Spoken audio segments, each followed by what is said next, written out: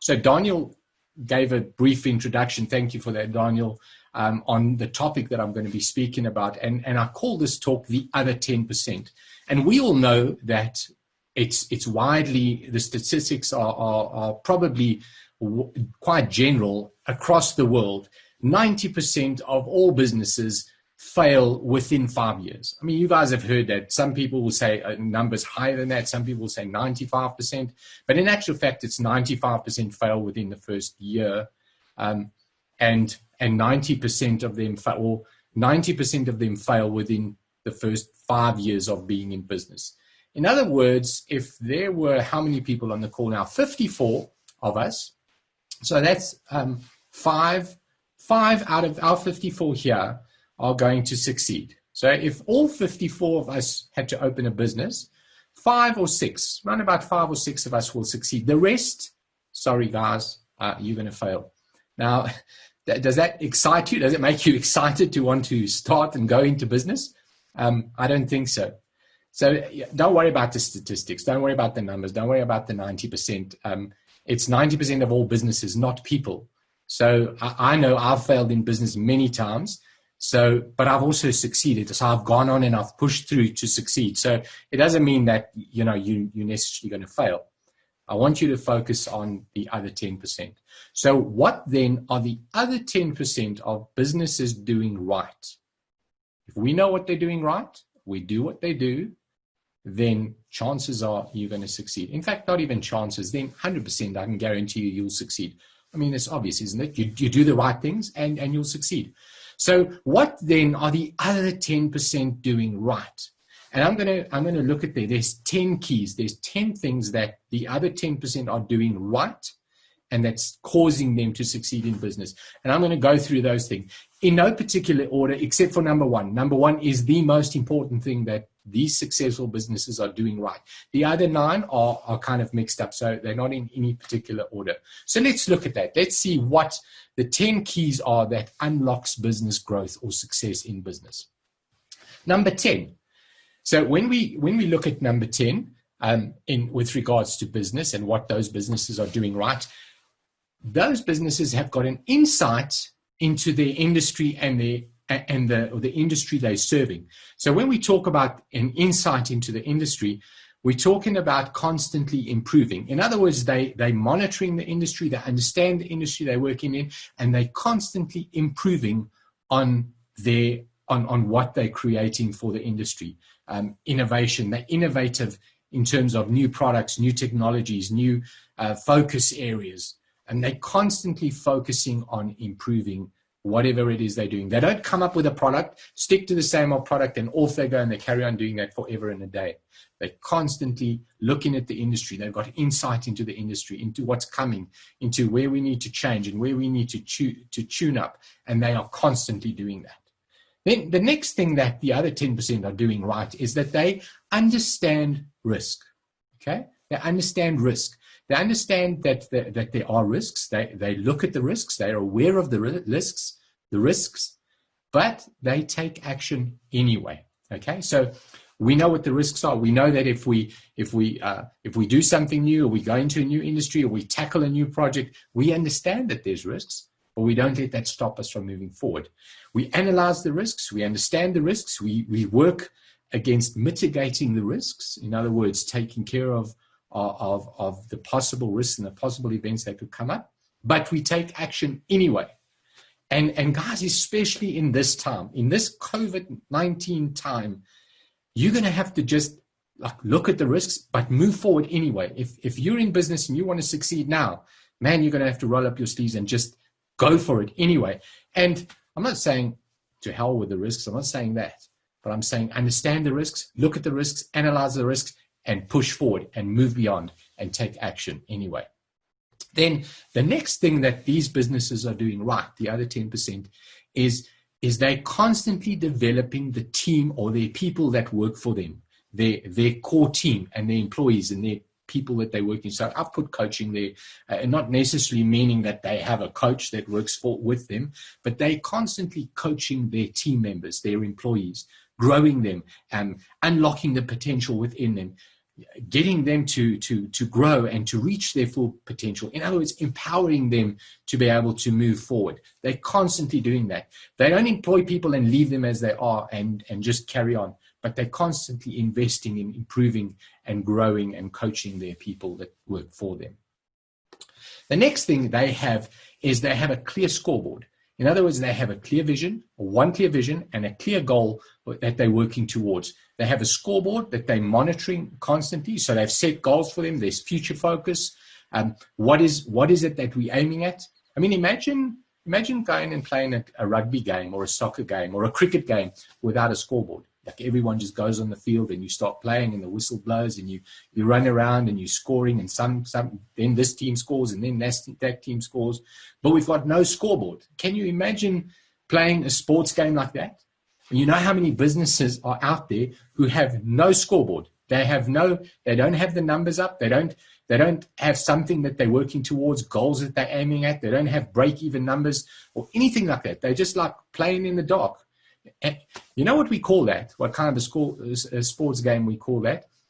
My daughter is 3 years old and she goes to a play school. We call that play school. That's what it is. Little toddlers play around. They don't have a scoreboard. There are no winners and losers. Everyone plays the game. And you do that at preschool, at kindergarten, and at grade 0 and below that. I mean, once you go to grade 1, you already start noticing the scoreboard. But in business, guys, it's important that you've got a scoreboard. You need to know how you're scoring against your competition, against other players in the game. You've got to have a scoreboard, and you've got to be watching that scoreboard constantly. All right. The next thing that these guys are doing right is they understand how to read the numbers. And when I say read the numbers, you've got to know what your profit margins are. You're going to know what your break-even numbers are. You've got to be able to look at your financials and understand them. Guys, you don't have to be a bookkeeper. Don't worry, relax. But you've got to be able to read your numbers. I remember when I started in business, I had no clue of numbers. My bookkeeping system in my business was my one pocket was my money and the other pocket was the business's money. And I constantly used to mix these pockets up. I constantly used to eat from the till. And I think about it. If you catch your employee taking money out of the till and buying a hamburger and a Coke for themselves for lunch because they're hungry, what will you do? You'll fire them, right? Because they've just stolen from you. They've just like stolen out of the till. But yet we do it in our own businesses. And we don't fire ourselves. We eat from the till. You're stealing from your own business. And if you can't read the numbers, if you can't understand the numbers, and if you don't have a proper accounting system where you understand profits, you understand losses, you understand break even, you understand your assets and liabilities, if you don't understand that as a business owner, you're in for a big surprise. Let me tell you that. So you don't have to be a bookkeeper. In fact, a friend of mine's on the call, Chris, and he does a course called Finance for Non-Financial Managers, where he teaches us as business owners just the basics of the numbers, how to read the numbers, how to interpret the numbers so that you know when your company is making a profit or when it's making a loss, and you can adjust accordingly. So businesses that succeed, those other 10%, they know how to read the numbers. They know how to interpret the numbers. Number 5. They are constantly working on their products and their profits. In other words, they're analyzing their products against their profits. They're analyzing the margins, and they're constantly looking at the products. They're reinventing the products. They're reworking the products. They're changing new products, different products, because your market, sometimes your products become redundant. I remember when I had my first cell phone shop, we had certain products, and I was focusing on certain products, and those products became obsolete. And I wasn't watching my products. I wasn't constantly looking at and bringing in new technologies and new products and new ranges. I was just sticking to the old stuff because it sold. You know, I had products that were selling and they were moving, and I just kept on ordering more and more and more of those products. And because I wasn't watching and analyzing my products and my profits, I didn't notice that the margins were becoming smaller. In other words, I was making less and less and less profits, and that some of those products were starting to stand. In other words, they weren't selling. And because I never adjusted, I ended up with huge losses. So what I started doing is I started analyzing the products, analyzing the profits, and I started constantly adjusting, tweaking the products, bringing in new products, swapping out products, older products for new products, original products for generic products, that kind of stuff. So like when I say original for generics, it's like original Apple products for Hong Kong products. And I started swapping out and playing around and looking at where the margins were bigger, what was selling faster and what wasn't selling. And I was monitoring that. And that's very important, that you're constantly watching the products, because your customers will determine what you've got to order more of and less of. In fact, I made my sales reps do that for me when they were coming and selling products to me, the sales reps from our suppliers. I let them do that for me. I let them work on product development. I let them tell me which products were moving in other areas, what were fast sellers and slow sellers, and I used to adjust accordingly. Okay, so that's number 5. Number 4, these guys, these businesses who succeed have a very, very specific and clear and focused marketing strategy in place. And, you guys know that when times are tough, when our business, our turnover goes down, when our profits go down, we tend to spend less money on marketing because we don't have a budget for marketing anymore. We don't have a budget for social media marketing, online marketing, or physical marketing. And we cut the budget there. But in times of business coming down, we actually need to be focusing a little bit more on marketing. We need to develop a strong and a solid marketing system. And there's different marketing systems that you can look on. A social media marketing system, an online marketing system, a physical marketing system, a 10-kilometer marketing system. And all of these systems that we kind of work out for our business, we need to be practicing that all the time. We need to be investing in that, and we need to be focusing on marketing in our business. And those 10% who succeed, the other 10%, that's what they're doing right. They have a marketing system in place. Number 3, they have a definite sales system in place as well. So a lot of guys will take marketing and sales and put it together and make it one system. But the other 10%, they have a specific focus on marketing and a specific focus on sales. They have a sales system in place. In other words, my key steps for sales, for selling.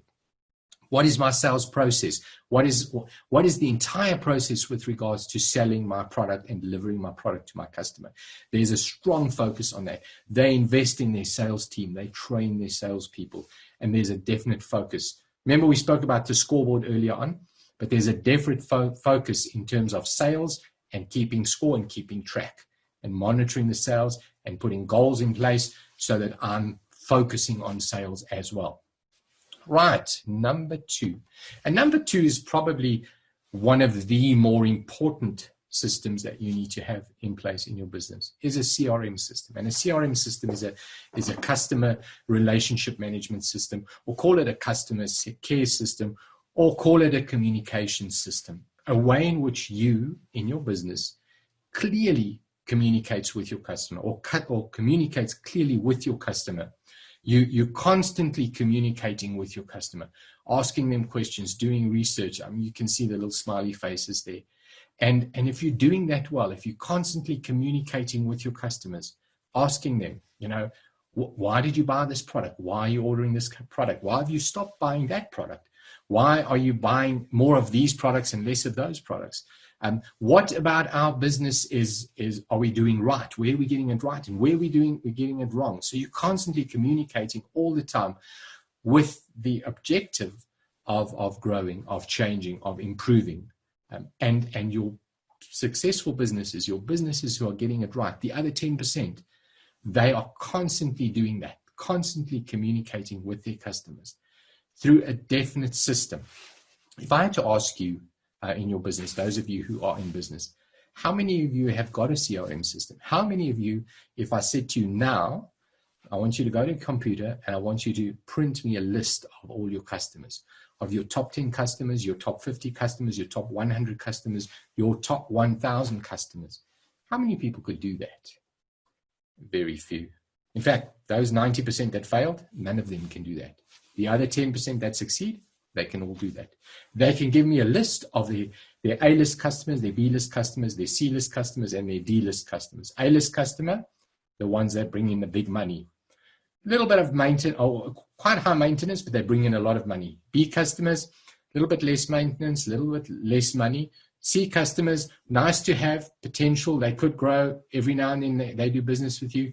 Your D list customers, these are the ones that are high maintenance, very little profit. Those are the ones you send to your competition.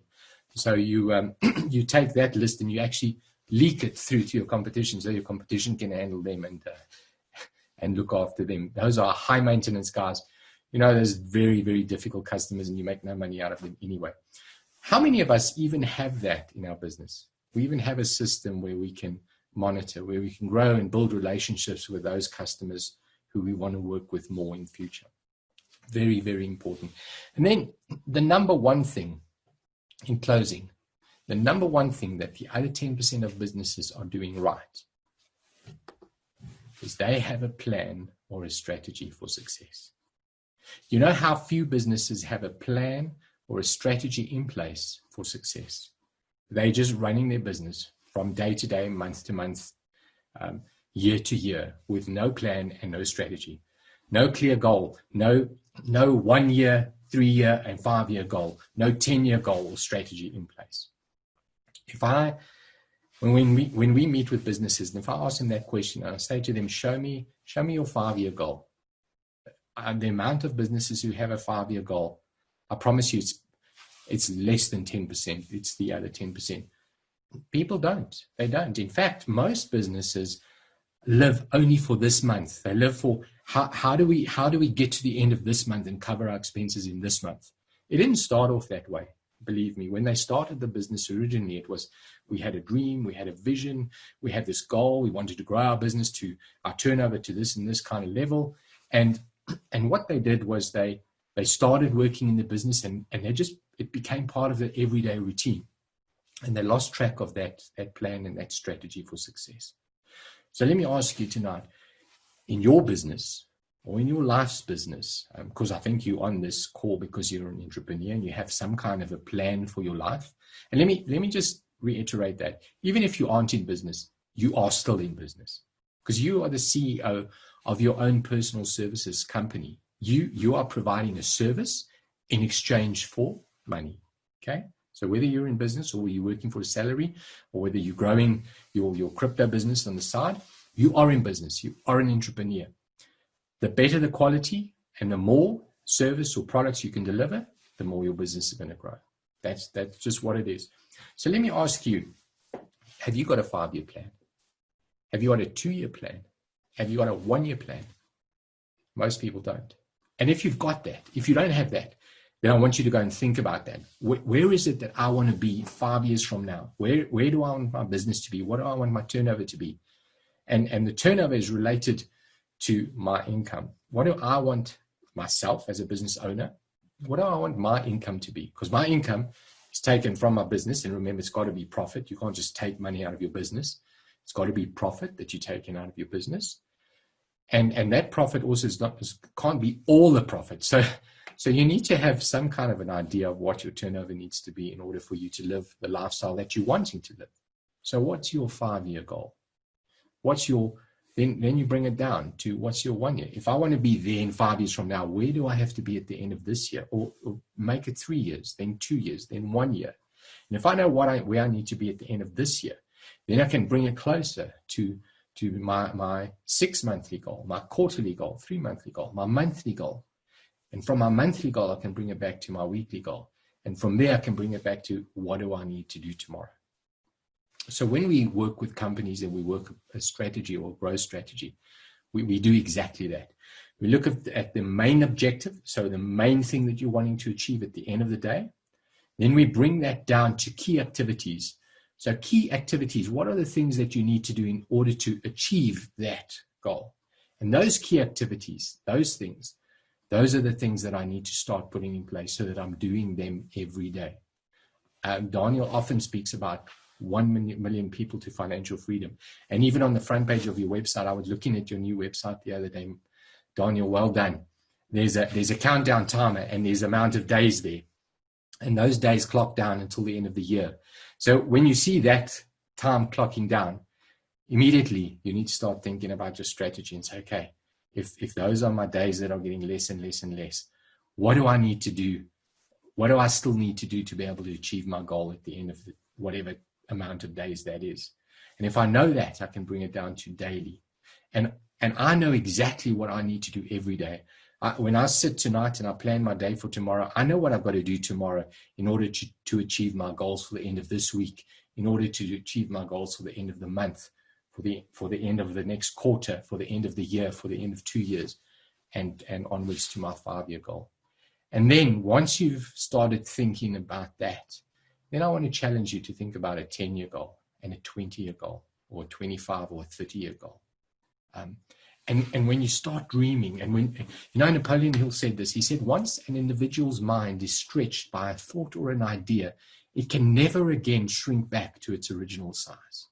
So once you start thinking about that, about your vision and your goals and where you're wanting to go, what your end goal is, and your mind starts stretching, it can't go back to its original size.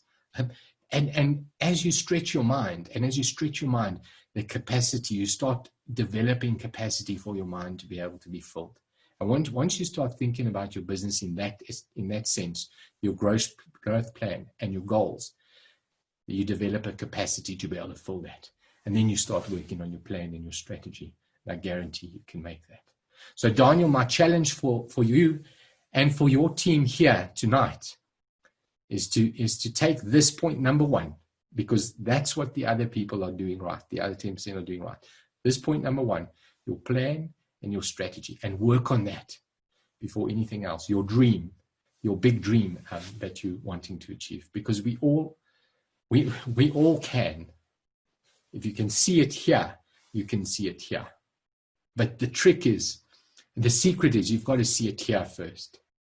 So start dreaming and start working towards that. Daniel, thank you. It's been an absolute privilege to spend this time with you and your team again.